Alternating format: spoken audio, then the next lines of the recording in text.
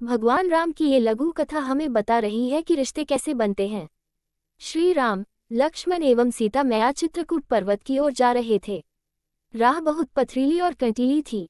यकायक श्री राम के चरणों में कांटा चुभ गया। श्री राम रुष्ट या क्रोधित नहीं हुए, बल्कि हाथ जोड़कर धरती माता से अनुरोध करने लगे। बोले, माँ, मेरी एक विनम्र प्रार्थना है आपसे, क्या आप स्वीकार करेगी? धरती बोली, प्रभु, प्रार्थना नहीं, आज्ञा दीजिए।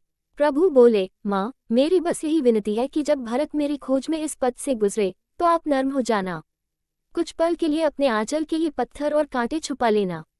मुझे कांटा चुभा सो चुभा, पर मेरे भरत के पांव में आघात मत करना। श्री राम को यूं व्यग्र देखकर धरा दंग रह गई। पूछा, भगवान, धृष्टता क्षमा हो, पर क्या भरत आपसे अधिक सुकुमार हैं?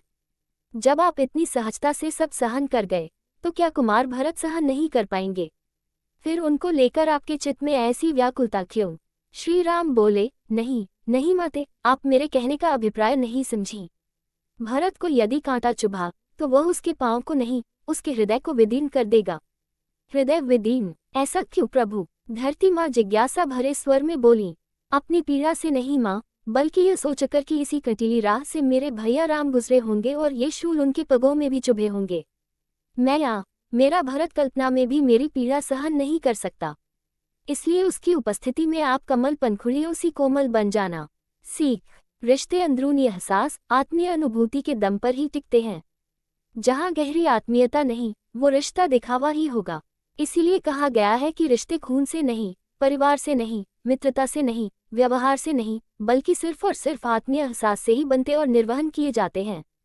जहाँ एहसास ही नहीं, आत्मीयता ही नहीं, वहाँ अपनापन कहाँ से आएगा?